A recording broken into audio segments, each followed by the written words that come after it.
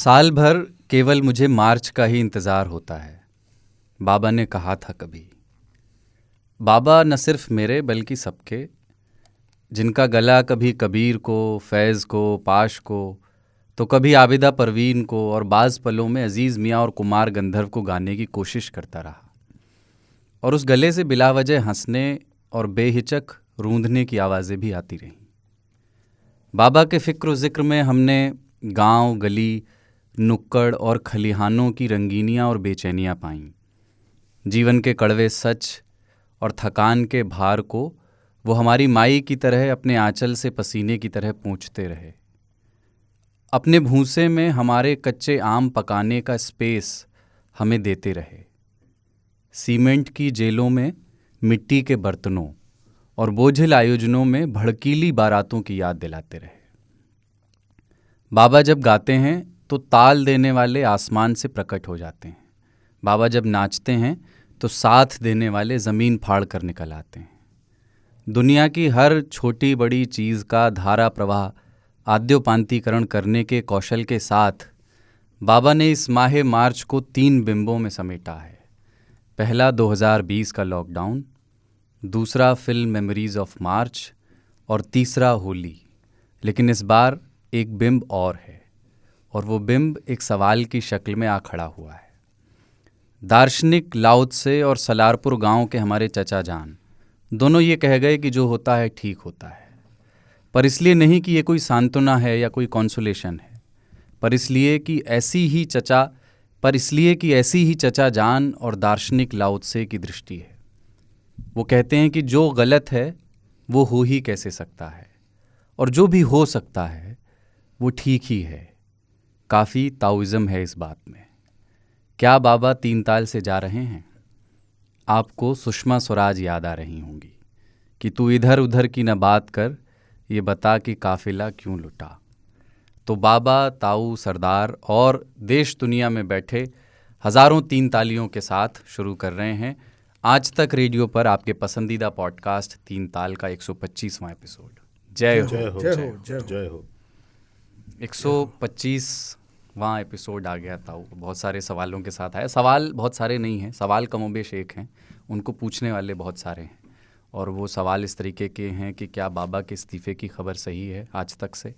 अगर ये खबर सही है तो क्या ये इस्तीफ़ा 3 ताल से भी इस्तीफ़ा होगा?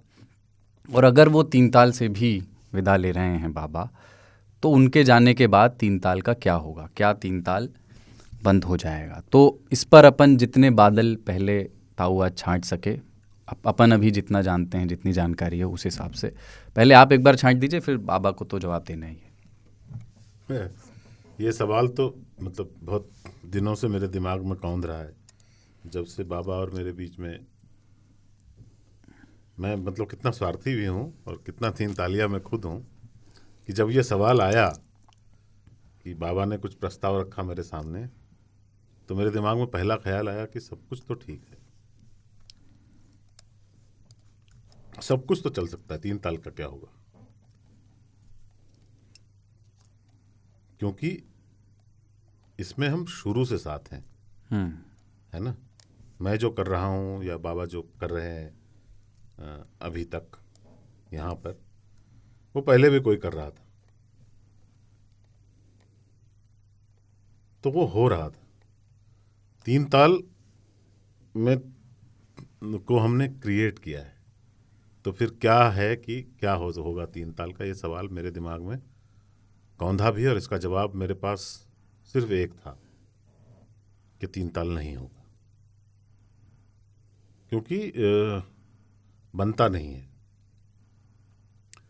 जब बाबा से चर्चा की तो इन्होंने कहा कि नहीं, ऐसा क्यों होगा,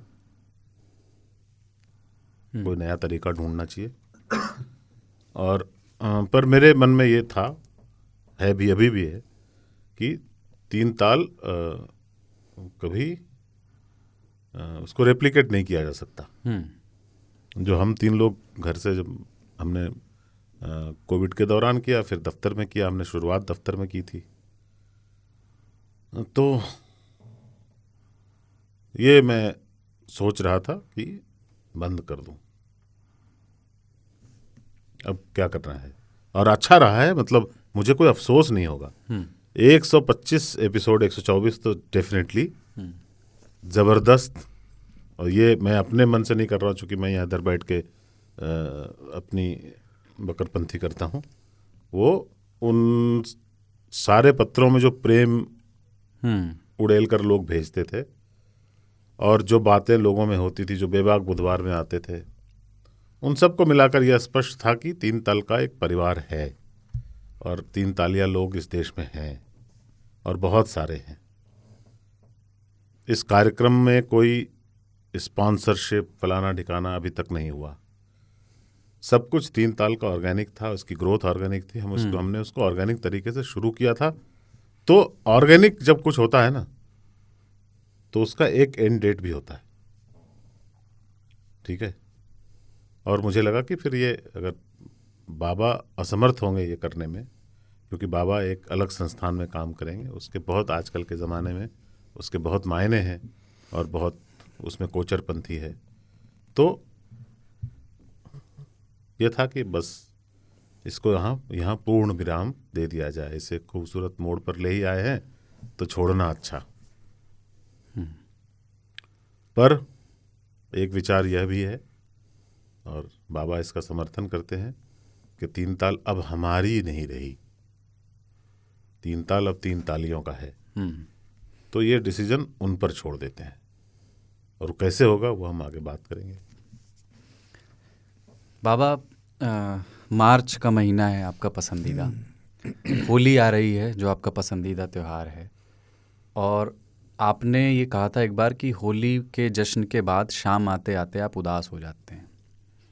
होली के पहले ही तीन तालिये, कल बेबाक बुधवार में भी हमने देखा, जो चिट्ठियाँ आई हैं भी आप सुनेंगे उनको, और यहाँ आज ये 125वां एपिसोड रिकॉर्ड करते हुए वो महसूस भी हो रहा है।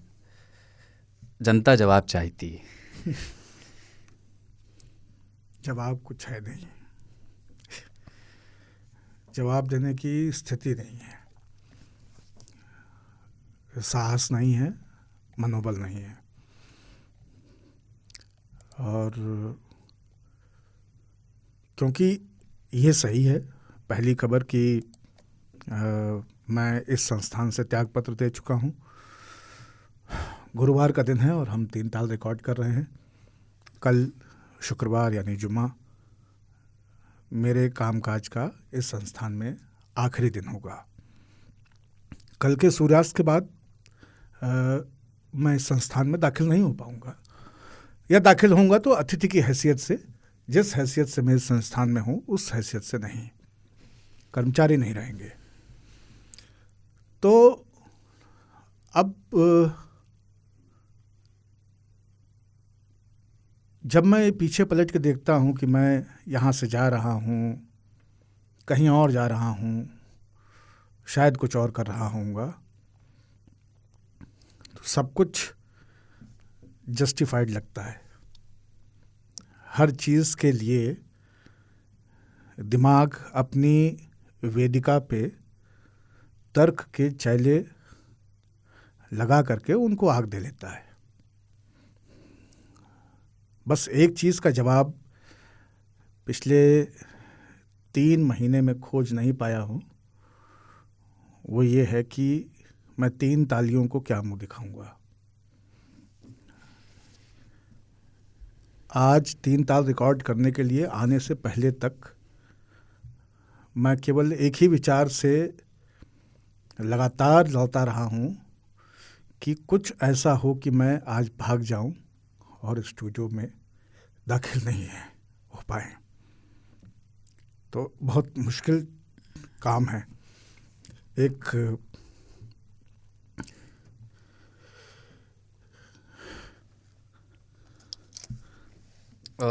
बिल्कुल, ये मतलब बहुत मुश्किल काम है, इसलिए क्योंकि बहुत मुश्किल था हमारा और ताऊ का 2 घंटे निकाल करके फ़ोन साइलेंट करके किसी भी कार्य दिवस में बैठ करके कुछ रिकॉर्ड करना।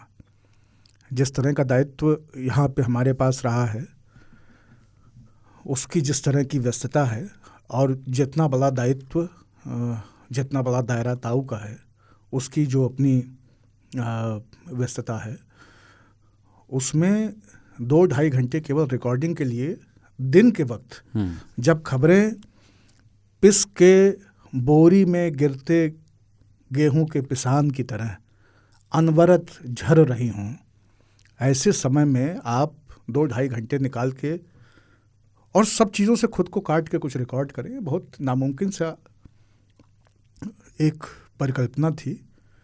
लेकिन ये परिकल्पना शुरुआत में जब आई और फिर मनदीप भाई और आप दोनों लोगों ने पुश किया कि नहीं, थोड़ा हिम्मत कीजिए, हो जाएगा। वहाँ से 3 ताल की शुरुआत हुई। 3 ताल अभिमन्यु की तरह बड़ा हुआ बच्चा है, जिसने सदियों में होने वाली सबसे बड़ी आपदाओं में से एक के बीच लोगों के साथ कौतुक चर्चाएं की हैं। ऐसे समय में कौतुक चर्चाएं की हैं जब ये पता नहीं होता था कि अगले शनिवार की रिकॉर्डिंग के लिए हम तीनों होंगे कि नहीं। कठिनतम समय में हमने उत्साह, आनंद और हास्य इनको बनाए रखा। तो अभिमन्यु की तरह है, और अभिमन्यु तो फिर भी बहुत राजसी जीवन जिया। अश्वत्थामा की तरह। अश्वत्थामा की परवरिश बहुत कठिन थी। द्रोणाचार्य की पत्नी जब अश्वत्थामा दूध मांगते थे तो आटे को पानी में घोल करके अश्वत्थामा को पीने के लिए देती थी। इतनी कठिन परवरिश अश्वत्थामा की रही। 3 ताल अश्वत्थामा है हमारे समय का, इसकी परवरिश वैसे हुई। फिर धीरे धीरे स्टूडियो बना, माइक खरीदे गए, बहुत सारी चीज़ें खटकरम होते गए। 3 ताल वैसा ही फक्कड़ बना रहा, चलता रहा। 125वें सोपान तक आ गए। 100 जब हुआ तो अचानक से आभास हुआ कि जो खेलती रहे, ये जो खेल रहे थे अभी तक और जिन पर टुमक चरित रामचंद्र जैसे पद लिखे जा रहे थे, वो जनकपुरी पहुंच गए हैं, वयस्क हो गए हैं और उन्होंने 100 के धनु को ध्वस्त कर दिया है। 100 एपिसोड का जो सुख था, शिट जस्ट गॉट सीरियस। तो वो एक बड़ा मेजर, तो वो मेजर रियलाइजेशन था अचानक से। और ये मुझे लगता है कि हम बाप नहीं बने, लेकिन कई बापों की जिंदगी में ये दौर आता होगा जब उनको लगता है यार बच्चा बड़ा हो, तो बड़ा हो गया। आज मेरा जूता पहन के दोस्त की शादी में गया है, बड़ा हो गया। तो वो आभास होता है। लेकिन जैसा कि इस राम कथा में इंगित है, वर्णित है, जनक के देहली पे धनुष भंग के बाद वनवास का प्रसंग आता है। तो अब वन गमन की बेला है और सच में कोई हिम्मत और कोई हौसला है नहीं कि मैं लोगों को किसी भी तरह से जस्टिफाई करने की कोशिश करूं, क्योंकि पता है आप दोनों लोग तो विक्टिम हो गए, एक्यूज मैं हूं। इस त्रिवेणी को जिसमें यमुना और गंगा दोनों बह रही हैं, मैं वो सरस्वती हूं जो सूख गई है। तो अब संगम को त्रिवेणी कहना जो है वो बहुत उचित नहीं रहा, अब युग्मक हो गया है, त्रिवेणी नहीं रहा है। तो हजारों श्रोताओं और 2 सहचरों के बीच में अगर कोई एक अकेला व्यक्ति इस अपराध बोध के साथ में अपना बाकी का जीवन जिएगा कि उसने 3 ताल की हत्या की है, तो वो मैं हूं। तो ये मैं दुशासन, आपको प्रायश्चित का मौका दिया जाएगा। हाँ, मैं बस यही कह रहा था कि इस सारे वनवास के बाद में हो सकता है कभी अवध में दिवाली हो, अवध में दिवाली होगी। इस उम्मीद के साथ वनवास पे जाने दीजिए। और वनवास पे जब जा रहे हैं तो एक कथा ये याद आ रही है। आज मैं बोल रहा हूँ, जी जी। मैं वैसे भी बोलता ही हूँ। हमारी टीम में बहुत सारे लोग कह रहे थे कि सर अब 3 ताल का क्या होगा, 3 ताल क्या अब 45 मिनट का हो जाएगा क्योंकि 2 घंटे तक बोलेगा कौन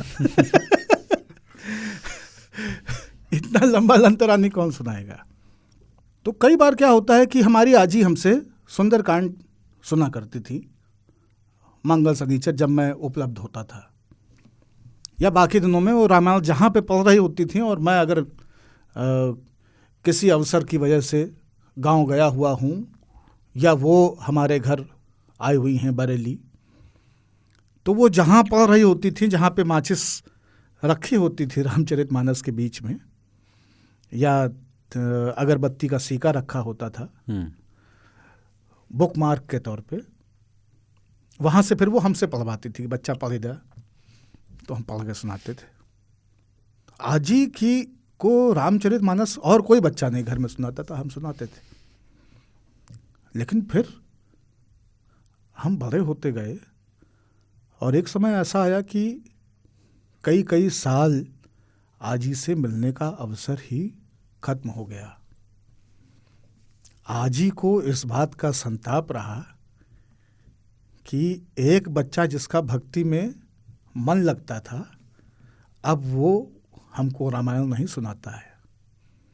लेकिन वो बच्चा अगर रामायण सुनाने के कर्तव्य से विमुख होकर वन गमन पे नहीं निकलता तो वो बच्चा 3 ताल तक नहीं आया होता।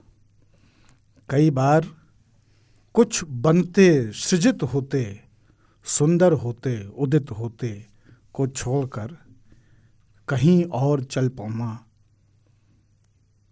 तात्कालिक रूप से दुखदाई होता है, लेकिन दीर्घकालिक रूप से उसके अपने अलग आनंद हैं।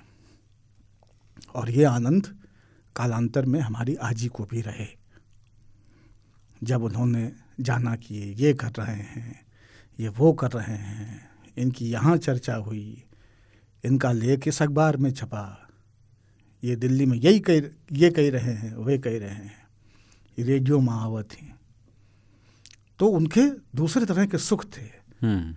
तो मुझे लगता है कि आज तक रेडियो कहीं नहीं जा रहा है। ये केवल ऐसा नहीं है कि क्योंकि हम जा रहे हैं इसलिए ये बात कही जा रही है। इसके ऊपर पिछले कुछ समय से ताऊ से चर्चा हुई है कि इसको एक बार रिव्यू करना चाहिए, इसको एक बार रीशेप करना चाहिए, इसको एक बार रीअलाइन करना चाहिए। व्हील बैलेंसिंग चेक करने का टाइम आ गया है। तो जौन जौन सुझाव आज आई हैं, जौन जौन बात आप सब बताई हैं, उन बातों, उन सुझावों और उन समीक्षाओं, विश्लेषणों, आलोचनाओं के आधार पे पुनश्च कुछ गढ़ा जाएगा। 3 ताल नाम और मग्गा दोनों ही धरें, इकतहु जाए ना ही रहे। काफ़ी अरविंद केजरीवाल वाली फील आ रही है ये कहते हुए कि आप जो कहेंगे, आप जो सुझाव सलाह देंगे, हमें सुनने वाले 3 तालिये जो कहेंगे, आप वो सुझाव सलाह हमें भेजिए और उसके आधार पर फिर हम एक मंथन करेंगे बैठ करके, मैं और ताऊ, कि क्या किया जाए अब 3 ताल का। तो अभी कोई घोषणा नहीं है, क्यों ताऊ? अभी ऐसी कोई घोषणा नहीं है कि हम जारी हैं या बंद हैं। ये हम ब्रेक ले रहे हैं फिलहाल। हाँ, ये ब्रेक लेंगे। इनफैक्ट हम आप लोग सभी जो 3 तालिये हैं वो सुझाव भेजें कि आगे क्या करना चाहिए। ये तो बहुत ही क्लियर है सबको कि बाबा को कोई दूसरा बाबा नहीं बदल सकता, है ना। तो बाबा को दूर बैठे देखते हुए क्या कोई आदमी को यहाँ बिठाना चाहिए, हम 2 को रहना चाहिए या नहीं ही रहना चाहिए? सबसे पहला ऑप्शन तो मैं यही देता हूँ कि नहीं ही रहना चाहिए। पर इतने सारे लोग अगर सुनते हैं तो क्या वो जैसा सलाह देंगे तो उस हिसाब से हम काम करेंगे। बाबा को तो हम बीच बीच में घसीट कर लाएंगे ही। बाबा को प्रायश्चित करने का जो इनको जो भी गिल्ट हो रही है ना, उसका कफारा तो तभी होगा। पर वो कैसे होगा ये सब अभी हम लोग बिल्कुल स्पष्ट नहीं है उसके बारे में। हमने तो 3 ताल के बारे में हमारे जो विधिक सलाहकार मित्र हैं उनसे चर्चा की और उन्होंने भी ये कहा कि इसमें अड़चनें इस तरह की भी हैं कि कंटेंट में कोई बात मैं कहूँ कह जाऊँ दूसरे संस्थान में रहते हुए और उसको लेके कोई लीगल इशू खड़ा होता है, तो उस सूरत में उसकी ओनरशिप किसकी होगी ये बहुत डिस्प्यूटेड रहेगा और दो संस्थानों के बीच ये बहुत सारी झांझाओं की वजह बन सकता है और मारे हम अभिमन्यु की तरह जाएंगे उसमें, है ना। तो वो एक बहुत बड़ा संकट था, वरना मेरा ये बहुत विचार था कि मैं जहाँ भी जा रहा हूँ उनसे कम से कम ये छूट ले लूं कर लूँ कि भाई 3 ताल करे। हाँ, दूसरा उसमें एक प्रैक्टिकल संकट ये था कि एक हफ्ते में 4 घंटे एक संस्थान से निकल के दूसरे संस्थान के कार्यक्रम में जाना, क्योंकि 1-1.5 घंटा आने जाने का और 2.5 घंटा कम से कम रिकॉर्डिंग का भैया, तो यहो जौन है आसान रहा नहीं। नहीं ठीक है, मतलब वो बेबाक बुधवार में तो खुला ही रहता है। और आपने कहा कि 125वां एपिसोड आपका और बहुत सारी चिट्ठियां हैं, इसलिए आज कुछ एजेंडा नहीं है बाबा बात करने के लिए, क्योंकि अब मतलब एजेंडा रख के भी क्या करेंगे, चिट्ठियों से ही एजेंडा निकलेगा और उसी में जो बातें हैं मतलब हर चिट्ठी के बाद आप कहते रहिएगा ताऊ आप भी जो भी। पर ये मार्च का पहला एपिसोड है और हमने अपने पहले एपिसोड से एक प्रथा बनाई है ज़हीर आलम और अल्ताफ़ राजा साहब को याद करने की। तो मार्च का पहला एपिसोड है, तो उसकी पंक्ति ये है कि कितना हंसी ज़माना आया था मार्च लेकर, राहे वफ़ा पे तुम थी वादों की टॉर्च लेकर। और बाबा के लिए है कि क्या करोगे तुम आखिर कब्र पर मेरी आकर। तुम तो ठहरे परदेसी साथ क्या निभाओगे। पहली चिट्ठी रोहित सिन्हा की है और ये बॉम्बे से है, ऑडियो चिट्ठी है, मैं सुनवा रहा हूँ। बाबा ताऊ और सरदार को प्रणाम। मैं रोहित सिन्हा बॉम्बे से। पिछले शनिवार थोड़ी विलम्ब हो गई थी, जिसके कारण 3 ताल मोहल्ले में मारकाट मच गया। मैंने भी खाना छोड़ दिया था। धीरे धीरे फिर मैंने गुस्सा शांत किया, बट फिर दिमाग में आया कि आपने विलम्ब की बट आपने एपिसोड मिस नहीं किया। ऐसे 10-12 एपिसोड 10-12 पॉडकास्ट में सुनता हूँ जिन्होंने साल के अंतिम हफ्ते में अपने पॉडकास्ट को बंद रखा था, तो इस हिसाब से तो आप उन सभी से बेहतर हैं। बट ये हमारा प्यार है जो आपके विलम्ब के कारण हमें व्याकुल बना देता है, तो लेट मत किया कीजिए प्लीज। बाकी यूक्रेन और रशिया के युद्ध को अब 1 साल हो चुका है और कोरोना का खतरा भी थमा सा लग रहा है और होली भी आने वाला है, तो हमारे इंडियन संस्कृति के हिसाब से हैप्पी न्यू ईयर। आशा करता हूँ आने वाला जो 1 साल है वो हमारे लिए अच्छा रहे। बाकी बाबा ताऊ सरदार बताइए आप लोगों का लेटेस्ट ईयरवर्म कौन सा है। लास्ट वीक ताऊ के तरफ से उर्दू में लेटर सुन के बहुत अच्छा लगा। दिमाग में आया कि आजकल मेरा ईयरवर्म चल रहा है। एक कराची के युवक हैं, उनका नाम खालिल बिगरान, उनका एक गाना है कहानी सुनो। सो जो भी बॉर्डर के उस पार सुन रहे हो, मेरे तरफ से अर्जा पेल प्यार खालिल भाई को। बहुत ही अच्छा गाना है। इसी तरह आप तीनों स्वस्थ रहें और 3 ताल रिकॉर्ड होता रहे और हर संडे सैटरडे खिचड़ी के साथ हम आनंद ले सकें उसका, इसकी आशा के साथ जय हो। इन्होंने एक सुधार बाद में टेक्स्ट में किया कि वो गलती से खलील गिब्रान उन्होंने कह दिया है, कैफी खलील नाम है सिंगर का जो कराची के।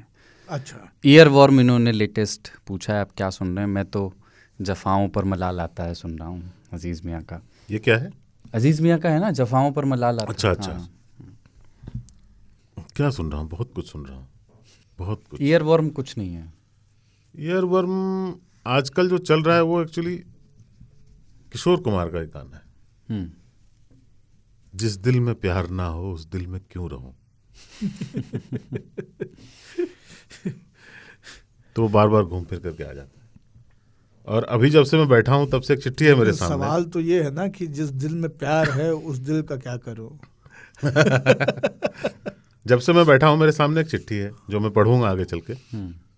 उसमें जो शुरुआत है वो एक गज़ल का हिस्सा है, पर वो गाई है गुलाम अली साहब ने। अच्छा। तो अब वो ट्यून तब से बना हुआ, मैं तब से बैठा हुआ हूँ और वो हारमोनियम बज रहा है। हाँ, जब बाबा बोल रहे थे तब तक मैं बाबा को सुन रहा था, फिर सडनली वो हारमोनियम बजने लगा। बजा दीजिए। इसलिए मैं इसको पलट लेता हूँ। उस पर नज़र जाती है तो फिर लौट जाती है उधर को भी नज़र। क्या सुन रहे हैं बाबा? हम कोक स्टूडियो बांग्ला का सीज़न 2 आ गया है, तो हम उसमें अरज गए हैं। और ये जनवरी और फरवरी में थोड़ा सा ब्रेक लिया था बांग्ला से, और वापस से कुछ सूफ़ी और ये सब सुनना शुरू किया था, लेकिन अभी वापस उधर चले गए हैं। हम सुनने वाले कम हैं, हमारी आदत ही बोलने की है। सुनते नहीं है किसी की। तो देख लेकिन बहुत कुछ रहे होते हैं, देखने का बड़ा ताब है। लीडिया पोएट करके एक सीरीज़ नेटफ्लिक्स पे है, 6 या 8 एपिसोड की। और यूरोप में एक महिला है जिसने कि लॉ में ग्रेजुएशन कर लिया है, और वो बार में रजिस्ट्रेशन कराती है डिग्री के बेसिस पे, लेकिन जब वो दलील के लिए जाती है तो उसको कहा जाता है कि आप जिरह नहीं कर सकती, आप तो महिला हैं। ये उस दौर की कहानी है जब महिलाओं को वकालत पेशे में शामिल होने का राइट नहीं था। ये था कि ये औरतों के बस की और उनके हक की बात नहीं है, उनके लिए और तरह के काम है। आप पढ़ना चाहती थी, आपने पढ़ लिया, आपको इतनी गुंजाइश मिल गई। लेकिन वो अपने भाई के साथ बहुत सारे केसेस को रिजॉल्व कर रही है, बहुत सारा इन्वेस्टिगेशन कर रही है। नाम एक बार फिर से बता दीजिए। लीडिया पोएट, कमाल की सीरीज है, देखिए ज़रूर, देख डालिए। ठीक है, अगली चिट्ठी फिर से एक ऑडियो चिट्ठी है, और कहानियों का शेरलॉक लिखने वाले का नाम है। वाह। नमस्कार दोस्तों, जूम वाले एपिसोड में 3 ताल को सुनकर ऐसा लगा कि सरदार ने टेक्निकल इश्यूज के बहाने पूरी लिबर्टी ली है बाबा की बात काटने में। पूरी 3 ताल की हिस्ट्री का बदला ले लिया सरदार ने। इतना फनी लग रहा था, ऐसे बाबा सेटअप मारते, पंचलाइन जैसे ही मारने के होते, सरदार बीच में आ जाते, बहुत ही मजा आया। आज का किस्सा 3 ताल के झोले को लेकर है, या आज की जेनजी की भाषा में कहा जाए इट्स अ टोट बैग। लेकिन टोट बैग थोड़े न कई वही का झोला है। तो हुआ क्या, देखिए 26 जनवरी को छुट्टी थी। हम अपने कुछ विदेशी दोस्तों को महरौली आर्कियोलॉजिकल पार्क में हेरिटेज वॉक करा रहे थे। वहीं अपना 3 ताल का झोला लिए। झोला इतना सुहाना था कि सबकी नजर उस पर ही जा रही थी। 3 ताल का झोला लेकर हम अपने घर वापस आ रहे थे। मेट्रो में बैठे बैठे सोचा कि यार अगली सुबह किसी और शहर में देखते हैं। तो रात को 9 बजे बुक कराई गई एक ट्रेन टू देहरादून। कोई कपड़े लत्ते कुछ नहीं थे। और सबसे मजेदार बात, हमने सोचा आओ इस बेरंग की जिंदगी में और थोड़ा रंग भर दिया जाए। तो हमने एक ट्रैक का गाइड भी बुक करा लिया, नाग तिब्बा ट्रैक। अब सुबह ग्रुप के साथ हुए तो सब देखकर ही हैरान, यार इतना बड़ा बैग हम सब लेकर आए हुए, ये महाराज एक झोले में ही आ गए ट्रैक करने। देखिए आजकल 5 लोगों को जोड़ने की श्रृंखला चली हुई है, तो मैं आप लोगों को बता देना चाहता हूँ कि मैंने अपना टारगेट ओवर अचीव कर दिया है। मैंने कम से कम नहीं तो वहां 15 लोग जोड़ दिए होंगे। इतना बढ़िया जोड़े कि बाद में आके जब हमारा एक व्हाट्सएप ग्रुप बना कि सब लोग एक दूसरे की फोटो शेयर कर सके, तो उस ग्रुप का नाम भी 3 ताल रखा गया। तो अपना समिट जब सुबह जा रहे थे, हमने वही वॉकिंग शूज पहने हुए थे, हर एक कदम पे फिसले जा रहे थे, लेकिन झोला एकदम डट के हमारे साथ खड़ा था। ट्रैक पे हमारी बेतैयारियों से काफी परेशानियां हुई, लेकिन उसी में तो मौज है। ऐसी तो बेहतरीन कहानियां बनती है। तो जोड़ घटा के देखा जाए तो सब प्लस नहीं रहा। मैं बाबा ताऊ सरदार आपको बता देना चाहता हूँ, ये 3 ताल का झोला ना स्टेटस सिंबल बन चुका है मेरे लिए। अब ये इसने मेरी कूलनेस में उतना ही इजाफा किया है जितना राहुल गांधी की आई हुई दाढ़ी ने। तो बहुत बहुत शुक्रिया, बहुत बहुत शुक्रिया, थैंक यू।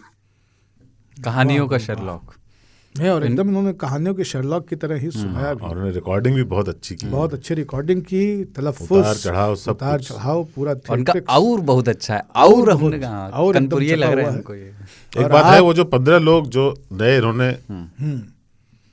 रिक्रूट किए हैं, उनको ये सुनते हुए तो आज का एपिसोड सुनते हुए थोड़ा सा अजीब सा लगेगा। तो मेरा रिक्वेस्ट ये है कि जिन्होंने सब्सक्राइब कर लिया है गूगल पॉडकास्ट पे या पुराने स्पॉटिफाई, यहाँ सुन वहाँ, सकते हैं। अनसब्सक्राइब नहीं कीजिएगा। अभी पहले बता दीजिएगा कि क्या करना चाहिए, फिर क्योंकि हम एक बार ये अनाउंस करने तो कम से कम एक बार जरूर आएंगे कि क्या करने वाले हैं। और अगर आपने कहा कि चलाओ, फिर जैसा बताओगे वैसे चलाएंगे। और 3 ताल को अगर आपने अभी सुनना शुरू किया है तो अनसब्सक्राइब करने से पहले आपको 1.5-2 साल बीत जाएगा सारे एपिसोड निपटाने में। दूसरा क्या है कि ये सारे 125 एपिसोड, जैसा कि पिछले पत्रों में हमारे 3 तालियों ने कहा कि ये कभी ना पुराने होने वाली इतिहास की उद्घटित घटनाओं के कोलाज हैं और इनका मूल्यांकन आज नहीं, अब से 1, 2 या 3 दशक बाद होगा।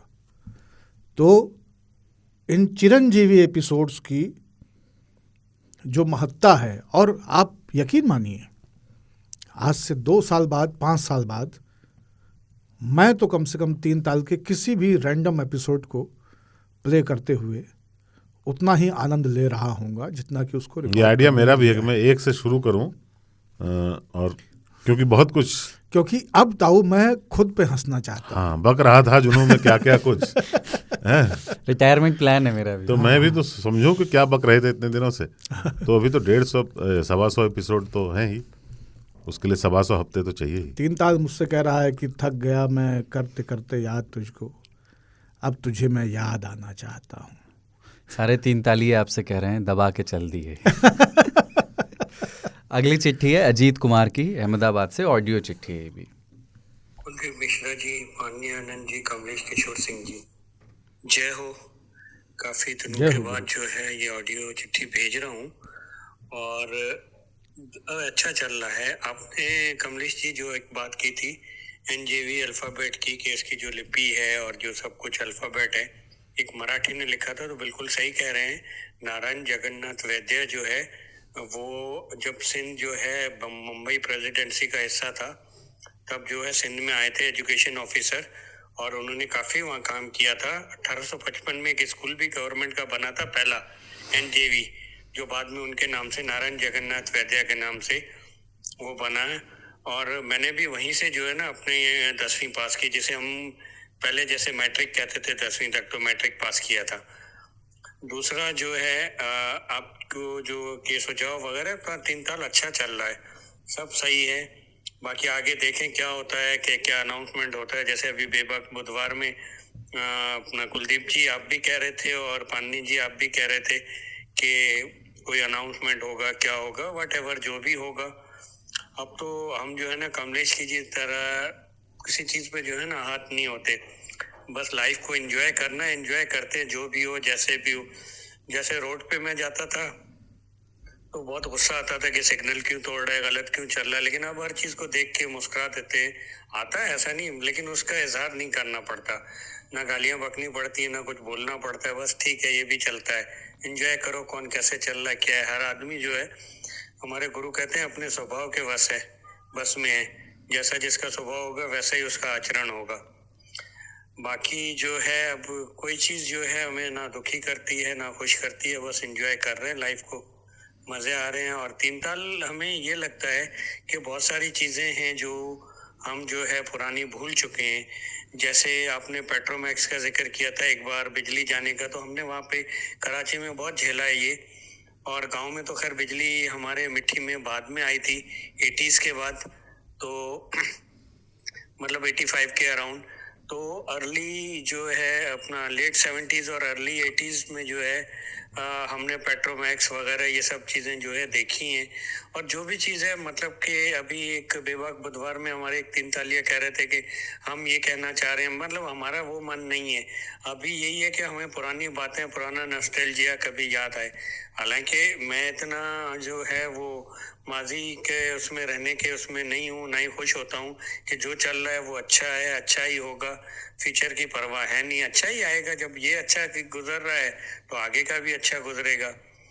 और जो है बाकी कमलेश जी, बस यही कोशिश होती है कि जिस तरह आप कह रहे हैं कि चीज़ों को विजुअलाइज करो, एंजॉय करो, उसको अपने अंदर नहीं लो, तो वही प्रैक्टिस जारी है। और मेरे ख्याल में हमारे गुरु भी यही कहते थे। जो मैं एक सत्संग में पहले जाता था वहाँ पे, अभी यहाँ नहीं जा रहा हूँ, जा नहीं पा रहा हूँ किसी कारण की वजह से, टाइमिंग सेट नहीं हो रही है इस तरह। लेकिन और कुलदीप जी आपका तो ख़त पढ़ने का अंदाज़ बहुत अच्छा है। भाई मेरी मजबूरी है कि मैं हिंदी लिख नहीं सकता, उर्दू आप पढ़ नहीं सकते। और कमलेश जी आपने अच्छी उर्दू पढ़ी थी, और मैं भी सोच रहा था कि आपको मेल करूं उर्दू में लिखा हुआ खत, लेकिन मुझे पता है आप कितने बिजी हैं। मैंने आपको 100वें एपिसोड में भी देख लिया था और मुझे आइडिया हो रहा है कि ये आज तक डिजिटल जो है सारा कुछ आपका ब्रेन चाइल्ड लग रहा है मुझे, और आप ही इसको आगे देख रेख करते हैं, सब कुछ करते हैं, बहुत बिजी हैं। और 3 ताल के लिए तो मतलब आपको स्पेशल समय निकालना होता है, बल्कि आप तीनों को, ऐसा नहीं है, आपके और भी असाइनमेंट्स हैं, कुलदीप जी के भी हैं और पानी आनंद जी के भी हैं। वैसे कमलेश जी, मैं आपको एक मशवरा दूंगा, टाइम निकाल सकें तो कभी कभी कोई आर्टिकल लिख दिया करें और शेयर कर दिया करें। आपका सटायर भी अच्छा है, लाइक वसतुल्ला खान और मोहम्मद हनीफ की तरह, जिनको उर्दू में मैं पढ़ता हूँ और काफ़ी इंजॉय करता हूँ। जय हो। जय हो अजय। जय हो अजीत भाई, बहुत बहुत शुक्रिया।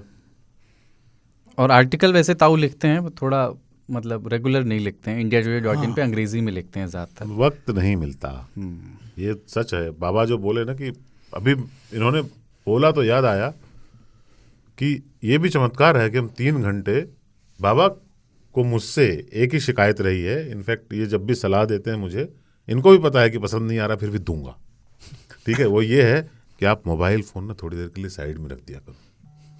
और वो इसी कार्यक्रम में होता है कि हम 3 घंटे तक दफ्तर में रहते हुए, काम के वक्त, खबरों के बीच उससे दूर रहते थे। 3 ही अवसर हैं जिसमें ताऊ तो खास तौर पे मोबाइल नहीं देखते हैं, तो मोबाइल पे नहीं होते हैं। एक 3 ताल, एक सोना और एक स्नान। बाकी मुझे पक्का यकीन है कमोड पे भी हाथ में मोबाइल रखते होंगे। हाँ, वो तो मैं भी रखता हूँ, तो उसके बिना खाना खाते समय तो ताऊ खाने की तरफ कभी नहीं देखते हैं, फोन को ही देखते हैं। खाना देखने लायक होता भी नहीं है। ये ऐसे करके अपना उस पे अंगूठा ताऊ का चलता रहता है फोन पे, और ये मतलब कई बार लगता है कि कहीं ऐसा ना हो कि एक दिन सब्जी की जगह चटनियाँ उठा के खा ले कवर बना के। अगली चिट्ठी, और शायद ये इनकी पहली चिट्ठी है, नेहा पाठक गाज़ियाबाद से। नमस्ते, मेरा नाम नेहा पाठक है, मैं गाज़ियाबाद में रहती हूँ, मूल रूप से ब्रजवासी हूँ। 3 ताल के वीडियोस सबसे पहले यूट्यूब पर देखने शुरू किए थे और आजकल अब सुनने लगी हूँ और सच में बहुत मज़ा आ रहा है। फ़ोन को स्पीकर से कनेक्ट करके फ़ोन की वॉल्यूम इतनी लिमिट तक सेट कर देती हूँ कि घर के हर कोने में काम करते हुए मुझे सुनाई दे। बचपन में लाइट चले जाने पर मोहल्ले के सभी लोग इकट्ठे होकर बातें बनाते थे, किस्से सुनाते थे, बिल्कुल वैसा ही महसूस होता है। एक एपिसोड में जासूसी को लेकर बात हुई थी, तो मैं आप लोगों को बता दूं कि मुझे बचपन से ही जासूसी का बड़ा शौक रहा है और ना चाहते हुए भी 4 लोगों के बीच में होते हुए भी 5वां क्या कर रहा है, इस पर मेरा ध्यान चला जाता है। भगवान की दी हुई इस कला के चलते कभी कभी पति परमेश्वर जब लीला रचने की सोचते हैं तो पकड़े जाते हैं। हर इंसान की अपनी कुछ आदतें होती हैं जो कभी नहीं जाती। मेरे घर के पास एक आंटी जी रहती थी जिनकी अपनी बहू, जो कि एक सरकारी टीचर थी, उससे कुछ खास नहीं बनती थी और अक्सर उनके घर से तू तू मैं मैं की आवाज़ें सुनाई देती थी। आंटी जी की एक आदत थी, वो लड़ते लड़ते घर के बाहर आ जाती थी जहाँ लोग होते थे और वहाँ जाकर अपनी बहू की बुराई करती थी और अपनी बात इस तरह से ख़त्म करती थी कि अब क्या ही करें, जब दूध देने वाली गाय लेके आए हैं तो कभी कभी लात तो खानी ही पड़ेगी। मैं भी अपनी बात को ऐसे ही ख़त्म करती हूँ कि अब क्या करें कि जब 3 ताल सुनना शुरू किया है तो फिर कभी कभी चिट्ठी तो लिखनी ही पड़ेगी। धन्यवाद, नेहा पाठक, गाज़ियाबाद। बहुत बढ़िया लगा, शुक्रिया नेहा जी। कुछ पुराने एपिसोड्स आप और पलटें। सबका वीडियो नहीं है हमारे पास, लेकिन ऑडियो में बहुत मजा आएगा। बिजली जाने की चर्चा है। हाँ। पेट्रोमैक्स, जैसा अजीत जी बोल रहे थे, पेट्रोमैक्स और किरासन वाले विभिन्न ढिवरियों की शेप, साइज, हाँ, उनको बनाने की विधि यहाँ उनको तक रखने की विधि मेंटल कहाँ जो रखें। आता है, यहीं पर मेंटल। तसल्ली बख्श तरीके से बताया गया था। तो आप सुने, और ये बहुत बढ़िया इन्होंने हैक निकाला है, जो मैं बहुत शुरुआत से, मतलब पहले दूसरे एपिसोड से लोगों से कहता आ रहा हूँ कि घर में हर कोने में वॉइस, घर के हर कोने में वॉइस, आपके हाथ मुक्त रहे। ये मोबाइल पकड़ करके सुनने वाला जो तस्करा है, ये बहुत मुफीद है नहीं। तो मोबाइल को चार्जिंग पे लगाइए, उसको ब्लूटूथ से कनेक्ट कीजिए और प्रेम से, ये अब आज तुम्हें एक शेर सुना देते तो 125 शेर हो जाता है आज मामला, है ना। तो 125 एपिसोड है, आराम से सुनिए इनको। अगली चिट्ठी है आशुतोष सिन्हा की और इन्होंने लिखा है कि जय हो, मैंने 3 ताल कब से सुनना शुरू किया ये निश्चित तौर पर तो नहीं बता पाऊँगा, पर जब से भी सुना बहुत अच्छा लगा और अब तो निरंतर ही सुन रहा हूँ।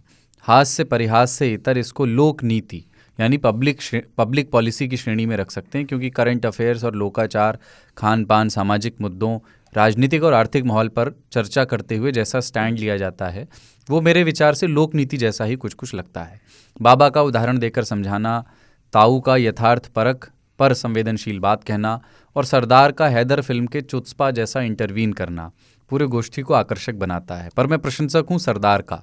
वो जिस तरह कार्यक्रम की रूपरेखा खींचते हैं या शुरुआती माहौल बनाते हैं वो सुनने में सरल लगता है पर कर पाना मुश्किल होता है। ताऊ के वन लाइनर तो आतंकवाद हैं ही। ताऊ से ननिहाल वाला रिश्ता भी निकलता है।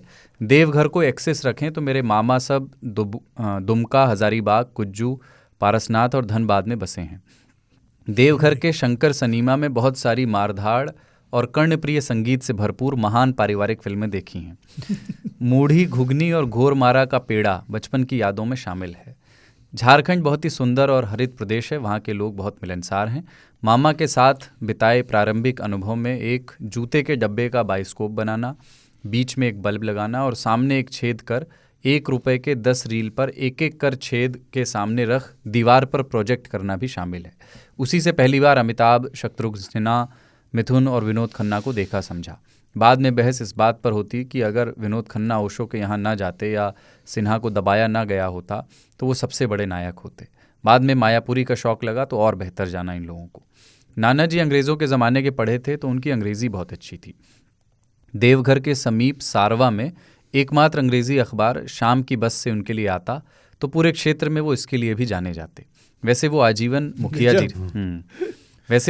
मुखिया जी भी रहे। अपने बारे में फिर कभी बताऊंगा, पर जाते जाते एक बात बोलना चाहूँगा कि सुनना पढ़ने का विकल्प नहीं है, इसलिए खूब पढ़ें। BTS अपने अनुभव, पढ़ने के अनुभव साझा करें कि अभी वो क्या पढ़ रहे वो भी बताया करें, क्योंकि इतना ज्ञान सिर्फ बातचीत से तो नहीं आता। ऐसे कार्यक्रम बनाने के लिए साधुवाद। मगही में बोले तो गर्दा है। धन्यवाद आपका, आशुतोष सिन्हा।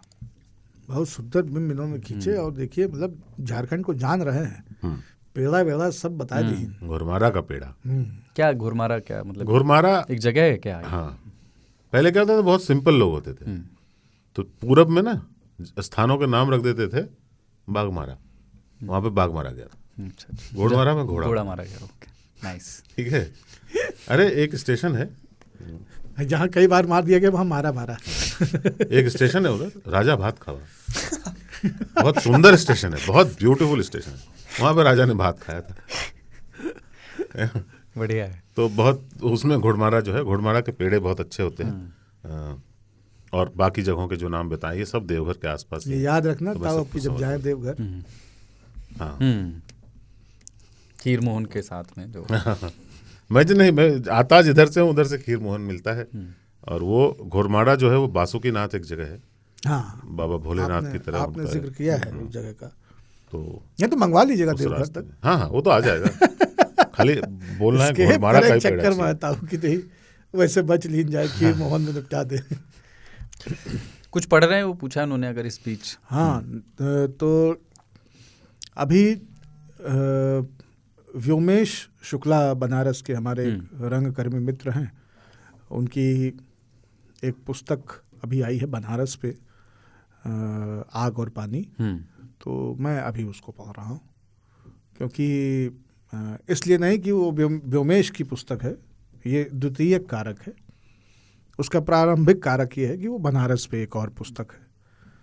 तो बनारस को अपनी जो देखने की दृष्टि है उसके सापेक्ष में दूसरों की दृष्टि बनारस के प्रति क्या है उसको साथ साथ देखता रहता हूँ, और उसके कंट्राडिक्शंस में मज़ा आता है, और उससे भी ज़्यादा मज़ा उसके साझेदारी में आता है। जैसे व्योमेश ने इस बात को बताया है कि कैसे आज जो बनारस बन के खड़ा हो रहा है वो अधिक छिन्न भिन्न है और उस परिकल्पना से बहुत दूर है जो पुरातात्विक दृष्टि से बनारस को देखने के प्रति होनी चाहिए थी। तो हालांकि व्योमेश बहुत समन्वयवादी हैं, वो बहुत कठोरता से इस बात को नहीं कहते हैं, वो बहुत पॉजिटिव रहते हैं। एक ध्वस्त होते बनारस में अति सकारात्मक व्यक्ति हैं व्योमेश, लेकिन अति सकारात्मक लोग भी विध्वंस को रेखांकित करते चल रहे हैं अपने गद्य में, ये मुझे थोड़ा सा तसल्ली भी देता है कि नहीं ठीक है, हमारे अकेले की बीमारी ना आई है। आप कुछ पढ़ रहे हैं? पढ़ तो रहा हूँ, बात तो सच है मगर बात है रुसवाई की। दीवान मुझे चिरकीन की अरे उपलब्ध करा दी केतन, हमारे भाई हैं बाबा के सहकर्मी, तो उन्होंने लखनऊ से मंगवा दी है। वो तो मुझे भी चाहिए। तो अब उसको पढ़ना जो है वो वो काफी, उर्दू में है, लेकिन वो हाँ आपको उर्दू अंग्रेजी- में? हाँ। हाँ उर्दू में है, पर ऐसा काफी पता चला है कि हिंदी वाला मिल जाएगा। काफी कठिन भी है। थोड़ी देर के बाद में तो वन बास कम्स। मुझे तो वो हमेशा, मतलब मैंने टुकड़ों में पढ़ा तो वो चरणामृत की तरह ही छोटा छोटा प्राप्त हुआ है, कभी भी बल्क हाँ, में तो नहीं। मुझे भी ऐसा ही था ना। तो मुझे उसने एक दिन ऐसे बातचीत में उसने कहा कि उपलब्ध हो सकता है, मैं मंगवा सकता हूँ। तो वैसे- उन्होंने पब्लिशर से ही मंगवाया, मतलब लेके आए, तो मैंने उसको पढ़ना शुरू कर दिया है, आधे तक पहुंच चुका हूँ। चिरकीन के बारे में चरणामृत कितना गलत शब्द प्रयोग है। मैं एक किताब पढ़ रहा हूँ निवेदिता मेनन की, और काफ़ी समय से पेंडिंग है वो, मेरा पढ़ना था, सीइंग लाइक अ फेमिनिस्ट। हाँ, उसका हिंदी मैंने पढ़ा है, उसकी मैंने समीक्षा भी लिखी है। नारीवाद का नज़रिया, नारीवाद, ऐसा ही कुछ हाँ। है। तो वो ये मतलब बड़ी इंटरेस्टिंग किताब है अगर आप एक बिगिनर के तौर पर फेमिनिज़म को समझना चाहें। और उन्होंने आर्ग्यू उसमें ये किया है कि फेमिनिज़म की तानाशाही, जैसे कुछ लोगों ने शब्द दिया, या अधिनायकवाद, उसके बजाय समाज में एक चरणबद्ध, एक क्रमिक बदलाव के पक्ष में वो आर्ग्यूमेंट है। अभी मैं बीच में हूँ, पूरी नहीं पढ़ी है, पर वो देखिए 3 कितनी मुख्तलिफ किस्म की किताबें निकल के आई। एकदम अगली चिरकीन किताब 3। हाँ, अगली चिट्ठी है वकार खान की, ठाणे मटन राष्ट्र से। तो ये आपने जो महाराष्ट्र को मटन राष्ट्र कर दिया और रायबरेली जैसे को आपने लाइब्रेरी। लाइब्रेरी किया है। जय हो ताऊ बाबा और सरदार, मेरा नाम वकार है और मैं महाराष्ट्र के ठाणे ज़िले का रहने वाला हूँ। 1 साल से 3 ताल सुन रहा हूँ और बहुत इन्जॉय करता हूँ। मैं बार बार सुनने वाला तो नहीं हूँ, लेकिन जब मौका मिलता है तो सुन ही लेता हूँ। आप तीनों की केमिस्ट्री कमाल है। मेरी शुभकामनाएं आपको 100 एपिसोड पूरे करने के लिए, और दुआ है कि ऐसे ही और 100 आप मारते रहें। मेरी हिंदी ज़्यादा अच्छी नहीं है, इसलिए गूगल ट्रांसलेटर की हेल्प से जो कुछ बन पाया वो लिख के दे रहा हूँ। उम्मीद है आप लेटर को शामिल करेंगे। आगे भी लिखने की कोशिश करूँगा और हिंदी ठीक करके। आपका वकार खान, मटन राष्ट्र। वकार भाई, आपकी हिंदी अच्छी है। हाँ, टाइपिंग जरूरी नहीं है सबको आए। बिल्कुल। और 100 की बात इन्होंने कही है, और वो 125वें एपिसोड में आई है जब बाबा विदाई ले रहे हैं। तो अब वो होंगे या नहीं होंगे, ये आप लोगों पर ही निर्भर करता है, वो आपको चिट्ठियों में बताना है। अगली चिट्ठी गया से है और ये गुमनाम चिट्ठी है एक। जय हो बाबा, ताऊ और सरदार यानी देसी बतासे को सादर प्रणाम। मैं रहने वाला गया बिहार का हूँ, पर अच्छा, बतासा। हाँ, ओ, बाबा ताऊ सरदार BTS को बतासा किया उन्होंने। तो बहुत वो बढ़िया। हाँ, एक नेताजी भी एक जगह चुनाव प्रचार में कर रहे थे, तो उन्होंने कहा कि इस वक्त हमारे देश को, हमारे विधानसभा को ज़रूरत है बिपाशा की। तो वो बोलते क्या बोल रहा है नेताजी, जेल में अंदर जाए? बोले नहीं, बिजली पानी सड़क। हाँ। तो चिट्ठी है, मैं रहने वाला गया बिहार का हूँ, पर अभी पुणे में लगभग सेटल्ड हो चुका हूँ। JNU से पढ़ा, विभिन्न स्थानों पर नौकरी किया, और अभी बिटिया के साथ घर पर रहकर उसे बड़ा होता देख रहा हूँ। किताबों का बहुत शौक़ है, और जैसी विश्वविद्यालय की ट्रेनिंग हासिल हुई, बदकुचन और बदकही में अच्छा खासा अनुभव भी है। 3 ताल मज़ेदार अनुभव है। सबसे अच्छी बात जो लगती है कि सब एक दूसरे को बात पूरी करने का मौका देते हैं और पूरा सुनते हैं एक दूसरे, वरना आजकल ये सब दुपट्टे और लंगोट की तरह प्रचलन से लगभग गायब हो चुका है, एक दूसरे को सुनना। ज्ञान का विस्तार, बहुत सही है कि हाँ, दुपट्टे और लंगोट की तरह। ज्ञान का विस्तार चर्चा परिचर्चा और पढ़ने लिखने से ही होता है। आप सब वैसे माहौल में सक्रिय और कार्यरत हैं जहाँ ये सब हर दिन की बात है, इसलिए आप सबको सुनना अच्छा लगता है।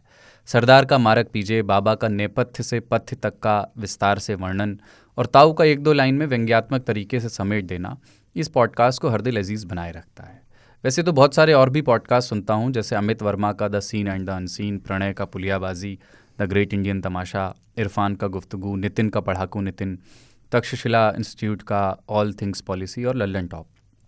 टीवी नहीं देखता, इसलिए नेटफ्लिक्स और प्राइम से उस तरह से जुड़ा भी नहीं हूँ। फिर बिटिया को एक माहौल भी देना है, तो थोड़ा नियंत्रण बनाए रखता हूँ। 3 ताल में वैसा कुछ नहीं है जो विस्मित कर दे, पर एक सुकून तो ज़रूर है जो आपको जोड़े रख सके।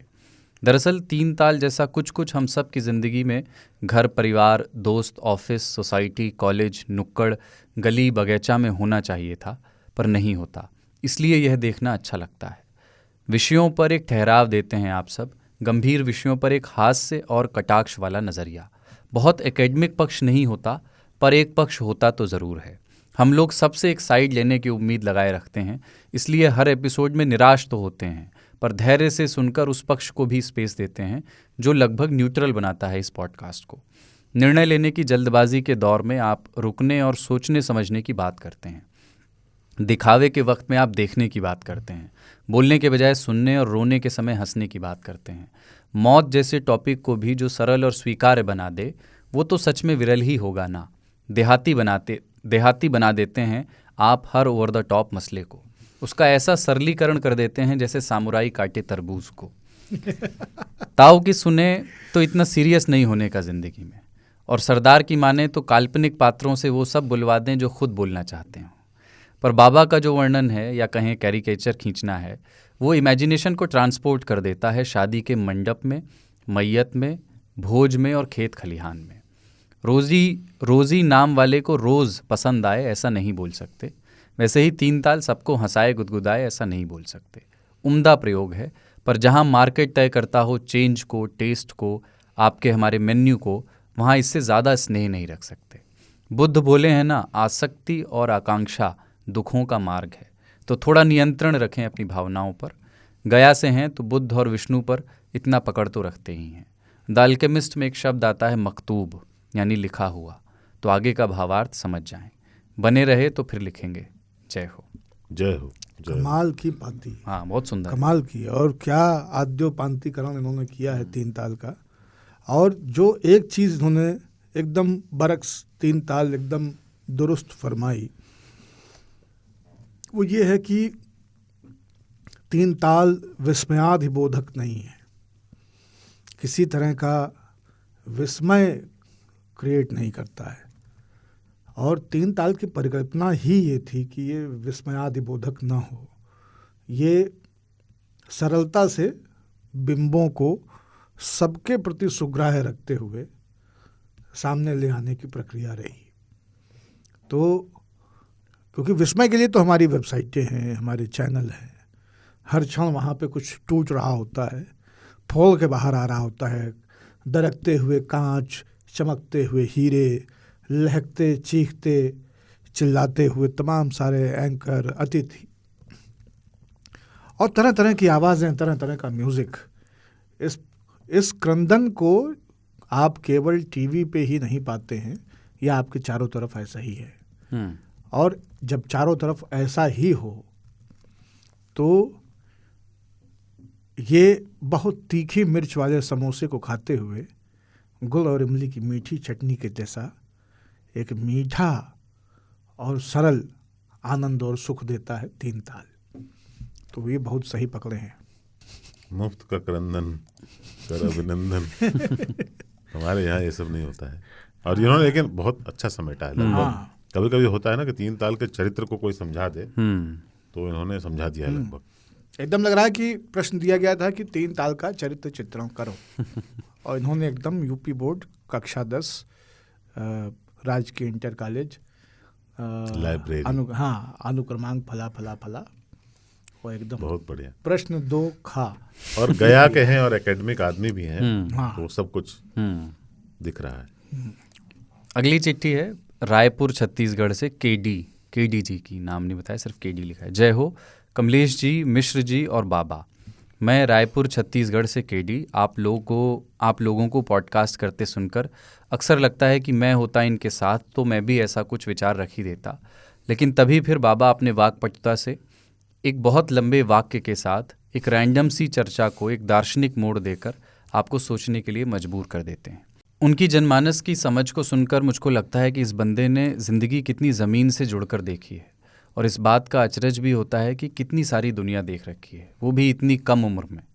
सुनने वाले ये सोच रहे होंगे कि बाबा की भी कोई उम्र होती है, वो तो बस बाबा हैं। बाय द वे, बाबा को 42वें वर्षगांठ की दिवंगत बधाइयाँ। अब बिलेटेड को दिवंगत बोलने की कोशिश आप लोगों की बदकही सुनने का ही नतीजा है, या यूँ कह लें बहुत सही। कि और भी टीचर्स हैं ज़माने में 3 ताल के सिवा। बाबा, मैं आपका ऑलमोस्ट हम उम्र हूँ, पर पहले आपको सिर्फ ऑडियो पॉडकास्ट पर सुना, बहुत बाद में कभी वीडियो में देखा, और तब तक आपके लिए सम्मान बहुत बढ़ गया था। इतना बढ़ गया था कि आपको हमेशा एक विद्वान चाचा जी के तौर पर देखा। बाद में आपकी उम्र की जानकारी किसी एपिसोड में अचानक हुई, शायद जब आप लोग विश्व रुग्ण दिवस जैसे किसी कॉन्टेक्स्ट में बातें कर रहे थे। खैर, आप इसको अन्यथा न लेकर अपने एक फ़ैन बॉय का प्यार समझिए। ये फ़ोन पर टाइप करते हुए अपनी भाषा के प्रति प्रेम जो आप लगभग भूल चुके होते हो वो याद आता है। वैसे ये गूगल कीबोर्ड अद्भुत चीज़ है, एकदम चौकस, नहीं तो मुझसे कोई लिखवा ले इतना हिंदी में। वैसे हिंदी में डिस्टिंक्शन वाले नंबर थे 10वीं 12वीं में। आज कितने सालों बाद किसी को हिंदी में पत्र लिख रहा हूँ। इस प्रेरणा के लिए आप लोगों का धन्यवाद। आप लोग जो पत्र लिखे जा रहे हैं, आशा करता हूँ कि कभी संकलन की तरह पढ़े और सुनाए जाएंगे। ये कहकर मैं बताना चाहता हूँ कि कैसे दूसरे 3 तालियों से बिना मिले भी एक भाईचारा सा बन गया है। मज़ा आया इतना लिखकर, और लिखा जाएगा गुरु। वागपटुता से याद आया कि मिश्र जी बहुत प्रॉमिसिंग लगते हैं, और मैंने आपको सरदार इसलिए नहीं बुलाया कि जब आपसे मिलेंगे तो आपको भाई बुलाना पसंद करेंगे। आप में कितना ठहराव है, या सिर्फ आपके पॉडकास्ट के दौरान मॉडरेटर की कोशिश वाले रोल को सुनकर लगता है, यह तो आपसे आपके बहुत से अन्य काम देखकर, पढ़कर, सुनकर पता चलेगा। But seriously looking forward to it. आप तीनों से निवेदन है कि आप लोगों के पिछले कामों का ब्यौरा किसी पॉडकास्ट में फुर्सत से दें। कमलेश जी के बारे में कुछ लिख सकूं, अभी इतना बड़ा नहीं हुआ। उनकी पॉलिटिक्स की तरफ जो नज़रिया है उसकी तरह ऑब्जर्वर बने रहना चाहता हूं। वैसे सभी 3 तालियों की तरह उनके सटायर का फ़ैन हूं। अनगिनत कबर बिज्जुओं की कहानियां सुनने के इंतज़ार में, आपका अपना 3 तालिया, केडी रायपुर से। बहुत बढ़िया पत्र केडी बाबू लिखे हैं। और गुरु, आप जबौ देखे या जबौ सुने, लेकिन आप फ़ैन नहीं, आप भाई हैं। हम लोग हम उम्र हैं, और हमको बोलने की बीमारी है। दुनिया दरअसल आपने और हमने बराबर देखी है। हम बोलते रहते हैं, जो देखते हैं कुछ अंदर रखते नहीं हैं, बोलते रहते हैं, बस इतना ही है। उसमें कोई जन्मेजता नहीं है। आपने दुनिया पी बहुत है। कैपेसिटी होती है पीने की। दुनिया ब्रांड का तो कुछ नहीं आता है। नहीं दुनिया में जहाँ जाना, दुनिया तरल है ना। It's all liquid. हाँ, अगली चिट्ठी। केडी वैसे 2 ही होते हैं, कौशिक डेका जो छत्तीसगढ़ में नहीं होते, और कपिल देव जो होते हैं। मैं गैस कर रहा हूँ, अगर सही हुआ तो अगली बार हमें हिंट देना आप। ठीक है। वैसे केडी कुलदीप भी होता है। नहीं, हाँ, गलत है ना, मतलब एक नाम को तोड़ के बना लिया। हाँ, तोड़ के नहीं बना सकते। केडीएम हो गया आपका मामला। ठीक है। शुभम बैठा हुआ है आज बतौर प्रोड्यूसर, उसको लग रहा है कि 125वां हो रहा है, इसके बाद पता नहीं कितना लंबा ब्रेक होगा, कब 126वां आएगा भी या नहीं आएगा, तो ये देखना चाहता था। तो शुभम नॉर्मली हमारे साथ स्टूडियो में नहीं बैठता है, बट आज प्रोड्यूसर साहब भी हमारे साथ बैठे हुए हैं और कॉपी पेन लेकर नोट कर रहे हैं कहाँ कहाँ एडिट करना है। अगली चिट्ठी है, स्यूडो नेम है ये, ग्रूट, जो मार्वल का एक कैरेक्टर है ना, जो पेड़ होता है। ताऊ बाबा और सरदार, आई एम ग्रूट। ताऊ बाबा और सरदार की जय हो जय हो जय हो। ये मेरी पहली चिट्ठी है और मैं सूडो नेम ग्रूट के नाम से चिट्ठी लिख रहा हूँ, इसी नाम से आगे भी लिखूंगा। कई एपिसोड में ताऊ और बाबा की ओर से रिक्वेस्ट किए जाने के बावजूद भी ऑडियो में चिट्ठी नहीं भेज पा रहा हूँ, उसके लिए क्षमा चाहता हूँ। मैंने कोशिश की, लेकिन मेरी आवाज़ जब मैं स्वयं सुन रहा हूँ तो मुझे भी संतुष्टि नहीं हो रही। अभी आत्मविश्वास नहीं आ रहा, लेकिन शायद भविष्य में ऑडियो में चिट्ठी भेज सकूँगा। खैर, 2022 में जो मेरी ज़िंदगी में सबसे अच्छी बात हुई है वो है 3 ताल, और यह अतिशयोक्ति नहीं यथार्थ है। आई एम ग्रूट। ऐसा शायद इसलिए है क्योंकि मैं 3 ताल मेरे पिताजी के साथ सुनता हूँ, और यकीन मानिए इस तरह से और इतना अधिक मैंने अपने पिताजी को हंसते हुए कभी नहीं देखा, और मेरे लिए इससे सुखद कुछ भी नहीं है। कई बार ऐसा होता है कि बाबा के बिंब सुनते सुनते पापा नॉस्टैल्जिया में चले जाते हैं, और उस समय मैं तुरंत ही 3 ताल पॉज कर देता हूँ। जो पापा बताते हैं उसे सुनता हूँ और चर्चा भी करता हूँ, और जब कभी कोई पॉप कल्चर का रेफरेंस आता है तब मैं 3 ताल पॉज करके पापा को स्थिति से अपडेट करता हूँ। बेहतरीन, क्या बात। जब कुम्हार और कुम्हार के चाक से जुड़ी बातें हुई तब पापा ने अपने बचपन से जुड़ी यादें बताईं और सबसे ज़्यादा मज़ा तो आया जब 104वें एपिसोड में रामलीला की बातें हुई। पापा का वो फेवरेट एपिसोड है। उन्होंने मुझे ये भी बताया कि हमारे गांव में कुछ बीघे सरकारी ज़मीन है जो कि रामलीला कमेटी के नाम से है। ये ग्राम प्रधान की जिम्मेदारी होती है कि वो स्वयं उस खेत पर खेती करें या फिर उस खेत को ठेके पर देकर उससे धन अर्जित करे और उस पैसे से हर साल रामलीला कराई जाए। ये बहुत ही अद्भुत है और ये परंपरा अभी तक चली जा रही है। हमारे गांव में अभी भी हर साल रामलीला होती है, पर सबसे ज़्यादा हम लोग हंसे एपिसोड नंबर 118 में, जब बाबा ने घुटना स्पर्श प्रणाम, मेले से पिपीहिरी बजाते वापस आते हुए बच्चे और काहिल रिश्तेदारों के बिंब प्रस्तुत किए। इस पूरे एपिसोड में पापा लगातार हंसने का ही काम करते रहे।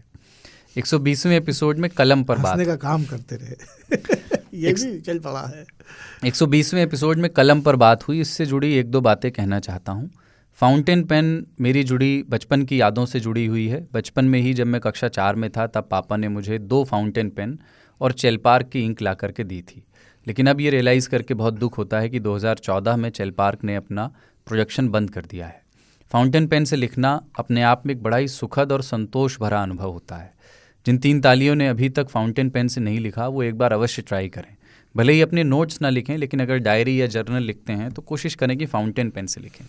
बाबा की बात से मैं पूरी तरह सहमत हूँ कि लैमी सफारी बहुत ही अच्छा पेन है।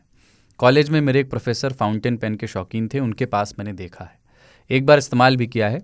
लैमी सफारी को बिगिनर्स फ्रेंडली फाउंटेन पेन बोला जाता है, लेकिन तब भी यह एक भारतीय छात्र छात्रा के बजट में शायद फिट नहीं बैठेगा। इसलिए मैं एक रिकमेंडेशन देना चाहता हूँ।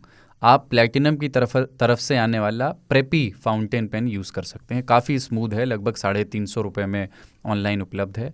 हालांकि एक डिस्क्लेमर देना चाहता हूँ कि ये पेन कन्वर्टर के साथ नहीं आता, तो कार्ट्रिज आपको सिरिंज से इंक में भरनी पड़ेगी या अलग से कार्ट्रिज खरीदनी पड़ेगी।